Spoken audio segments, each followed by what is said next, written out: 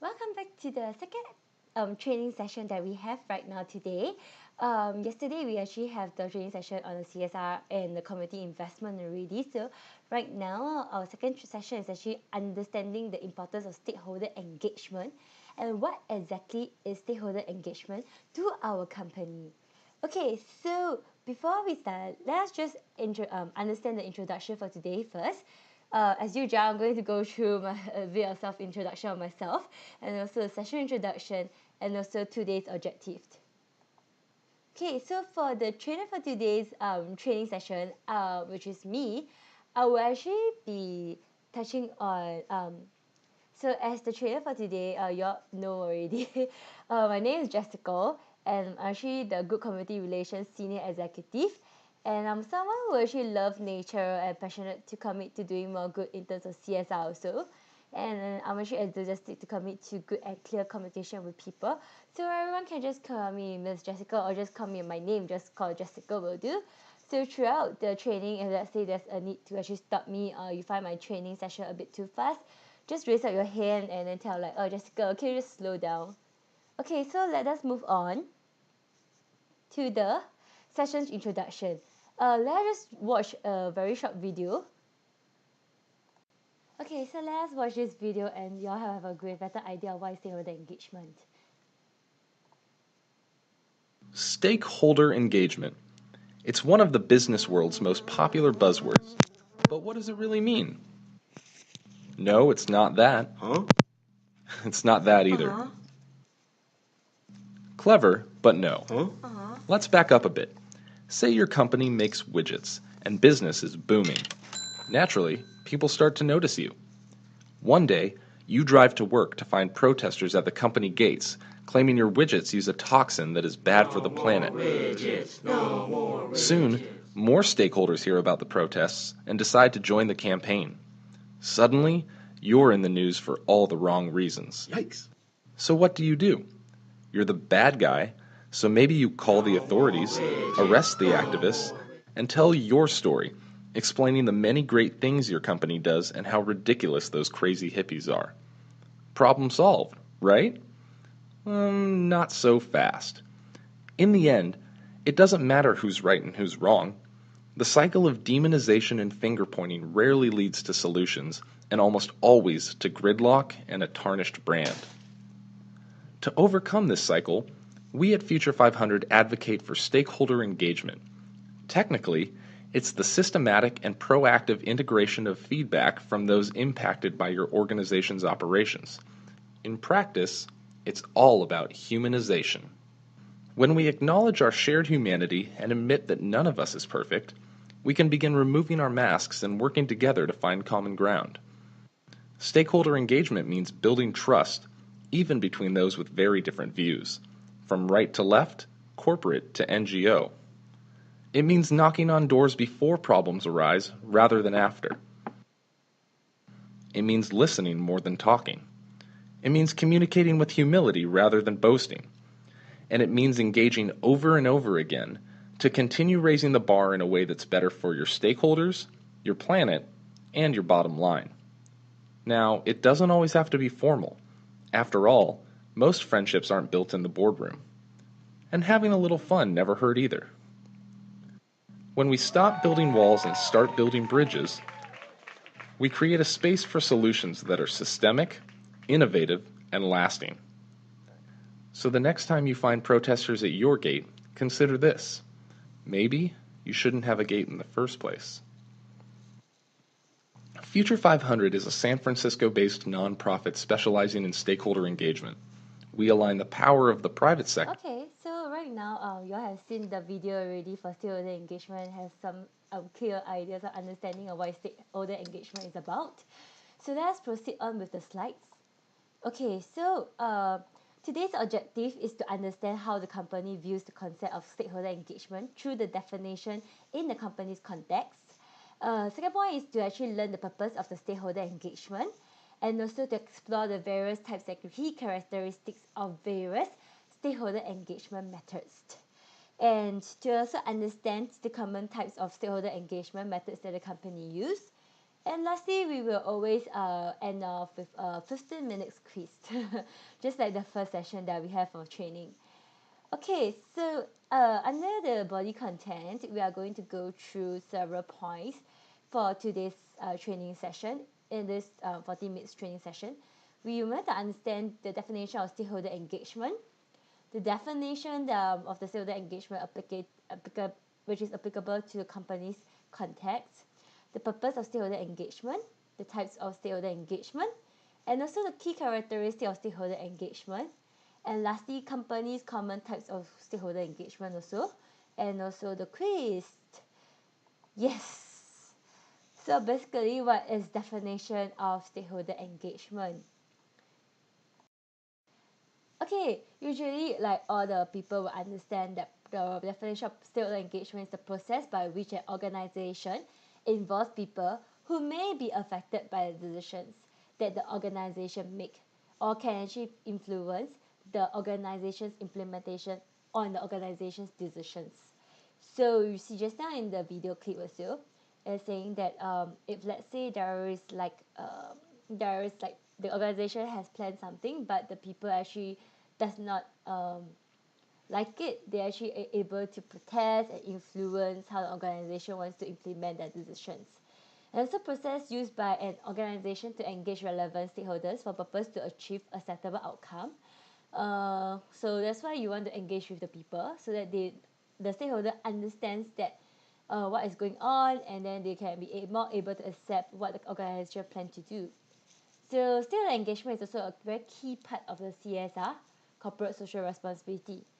Okay, so when you hear about so much about stakeholder engagement, you're thinking, what is exactly stakeholders, right? The definition of stakeholders. So to begin with, the definition of stakeholders actually just points out that stakeholders are just groups of people who are actually affected by or can be actually influenced by the organization or the enterprise without necessarily holding an equity share of the enterprise. The action can affect an enterprise brand and reputation, and its financial performance, and even its license to operate. So for our company Sembcorp, usually this group of stakeholders are actually referring to the people that will liaise with, the people on ground has liaise with the community relations executive has liaise with, mostly with the local communities, the local villages. They are just nearby our plant site.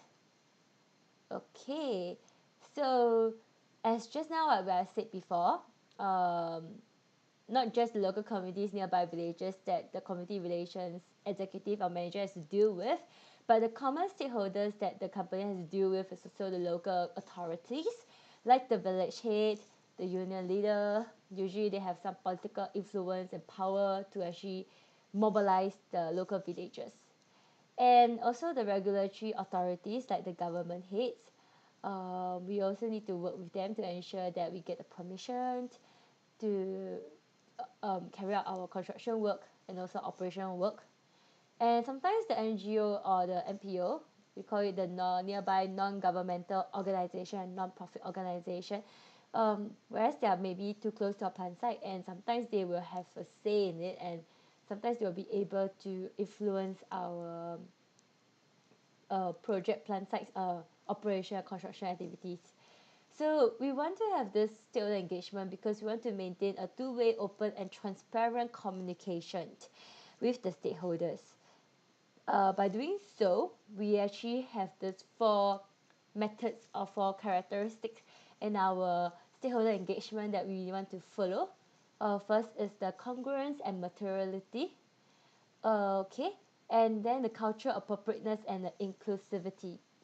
So what do I mean by congruence and materiality? Usually we want to be sure that the information to disclose or to communicate with the stakeholders are actually in align with everyone that will actually come to, which is also standardized in the company's context. Whereas cultural appropriateness and inclusivity, we want to ensure that whatever kind of stakeholder engagement we hold, we will actually include all women, children, and the vulnerable groups, the fishermen, the farmers, all the villagers, and also to initiate the stakeholder engagement in a form that the villagers are actually comfortable with, that they are actually able to accept, that is close to their culture, is appropriate to their culture. So if let's say the villagers are more suitable, they like to gather around the temple, then we will actually have community sessions or stakeholder engagement in the temples, and also have to seek the monk permission or seek the mosque head permission. So we have to ensure that we have transparency in our stakeholder engagement. So we actually invite like local authorities to join in also, and also our engineers to join to actually explain to them specifically if they have any like engineering things that they want to, the engineering environmental concerns that they want to raise out. And also the rights compatibility, we want to ensure that stakeholder engagement, we give them the right to say, to express themselves, to ask questions that is related to, that they feel is their concern and is related to the project construction, project operation, and how a company which are going to operate there will affect them. So they have the rights to know. Okay, so moving on, we want to understand the purpose of stakeholder engagement. So to provide informed consultation, there is a purpose of stakeholder engagement. The thing is that we want to be especially to people who are impacted or interested by companies' environmental and social impacts, or they have land acquisition and resettlement requirements and any adverse impacts on this biodiversity, cultural heritage and ecosystem services. We want to actually ensure all stakeholder engagement address all this so that the villagers are actually more informed. And also want to prevent any misunderstanding from the local community since the plant site is actually operating in the local community context. We want to prevent any social risk. So, stakeholder engagement is also something like a risk management strategy. And we want to ensure that we have actually seek input from the local community on their doubts and concerns. We want to get social license because stakeholder engagement will allow us to do so. Stakeholder engagement also helps to build trust and credibility within the local communities as the villagers get to speak to us. And also want to build awareness within the local communities to help the locals adjust to the company's presence and make any informed decisions on their daily living if they are impacted. Okay, the types of stakeholder engagement. There are several types, and we are actually looking into public community meetings, public events, so kind of massive scale where our villagers all comes together, so hundreds of villagers. We can also have call centers or public signboards. So you can see this public signboards at the bottom right picture is actually a village bulletin board. It's an example of public signboards. And public buildings with service desks like at the local authorities, they usually have signboards also. Through internet and social media, it's also for those first world country, developed countries, we can do the stakeholder engagement because they are maybe more technological savvy. Telecommunication is also possible also for all developed and both developing countries. Press, TV, radio is also more old school. But this kind of stakeholder engagement is also very useful, especially to countries that are more developing. Advertisement also with truck with loudspeaker. Okay, so the key characteristic of stakeholder engagement. Stakeholder engagement, you must know that it's actually two-way communication channel encouraging interactive discussions. So usually you know that characteristic of stakeholder engagement must be in local language because if it's local language, it will be more effective communication with the locals. It actually gives overall project information, update, conclusion.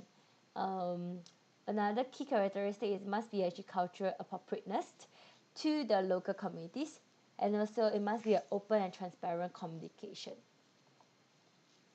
So the very common type of companies stakeholder engagement for Sembcorp is we have the few in follow. Usually we use the 6 type as mentioned in this table. See the first one, we actually have a face-to-face individual meetings.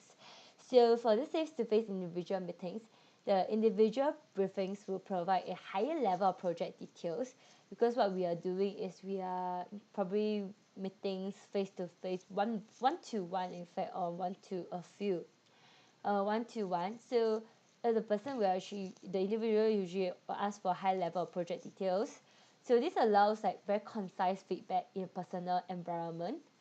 And also individual briefings may be held with indigenous group and high priority stakeholders to discuss issues relevant to stakeholders. I think this is very necessary if you have to actually speak very a lot of details and with a lot of patience to stakeholders that are actually more in minority. And we have face-to-face group meetings also. So group meetings like within a village where you can gather all the villagers with the help of village head, and then we will actually use to communicate key strategies to stakeholders, allowing like all the interested parties to actually attend, and then maybe the NGO NPO nearby NGO NPO will actually hear about this also to join in the villagers face-to-face group meetings. Workshops also is a good way to conduct stakeholder engagement because workshops allow stakeholders to explore the key issues, to provide feedbacks, and also to develop action plans, and they're actually owned or affected by those who will implement them. So focus groups discussion is also another way that Sengkok actually does for stakeholder engagement. Focus group discussion usually used when the project issue requires specific discussion or exploration.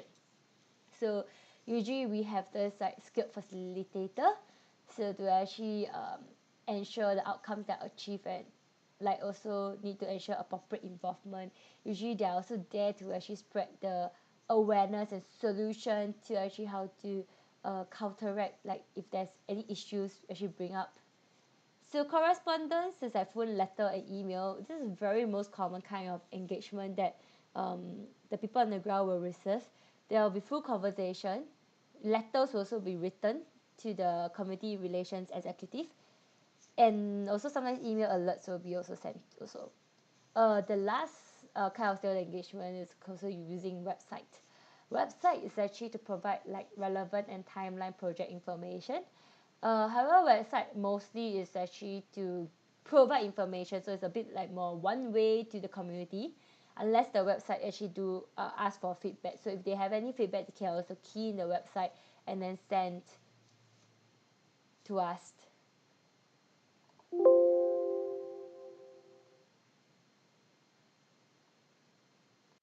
So it really depends on your company or business units, which one is actually more appropriate for the business unit to use, for the community relations executive manager to use, because different countries will require different methods of stakeholder engagement.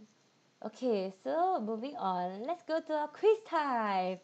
Yes, so I'll be giving out the handouts for quiz. Y'all will have to actually fill in the name as usual. Just have to cancel out your name. Just have to circle your name, cancel out other people's name under the candidate's name in the quiz handout. And also you just need to actually answer to the questions. Q, read the question Q and answer, write your answer on A. And read the question Q and answer A. There's actually 1, 2, 3, 4, 5 questions, and total 15 minutes. And maybe each question 3 minutes. And I will just let y'all know when the time is up. I will prompt you off at 10 minutes, and 15 minutes I'll just collect back the papers. So now the time is 7 o'clock. You're given up to 7:15, and the time starts now. Okay, guys, y'all still have 5 more minutes. It's 7:10. Okay, time's up. Okay, let me just get back all the handouts that y'all have. Okay, as usual, the handouts will actually be given back to your mark after the end of the class, and probably a few days I will go and come and find you personally and go through the any of your mistakes. Okay, since this today is our last training session already, and so let us move on to the conclusion of this presentation. Okay, for today's session, training session, the conclusion, we'll be going through the session key point, the session conclusion, and the session's end. Sorry? Okay, so let us look at the session's key points. You all will find it familiar because I'm actually summarizing all the session key points, which is the questions that you'll encounter in your quiz. Okay, so definition of stakeholder engagement in the company's context.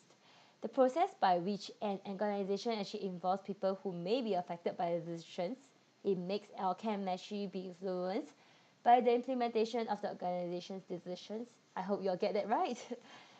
And process used by the organization to engage relevant stakeholders for purpose to achieve a certain outcome.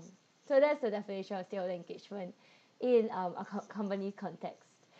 So the purpose of stakeholder engagement for the company is actually usually 3 points: to provide informed consultation, to prevent any misunderstanding from the local community, or to seek inputs from the local community on their doubts and concerns. Of course, I think just now previous slides we have more than that, right? More points on the purpose of stakeholder engagement. So if you guys put other answers, it's fine as long as the same as the previous. That's the previous slide that we actually gone through. So the two types of public stakeholder and their key characteristics.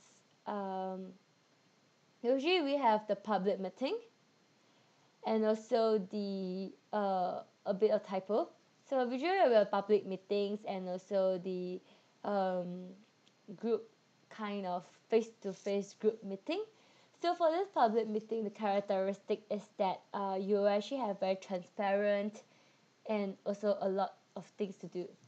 So for common two stakeholder engagement methods used by a company is usually a face-to-face group meetings and correspondence, email, phone, and letter. And the importance of stakeholder engagement to the company is to actually to get the social license, to prevent any social risk management strategy, and to build trust and credibility within the local communities. Okay, so please ignore the typo.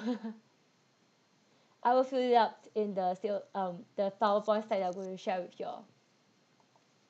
Okay, so the conclusion of today's training session, stakeholder engagement is key component for the organization to build good relationship and rapport with the local communities where we actually operate in.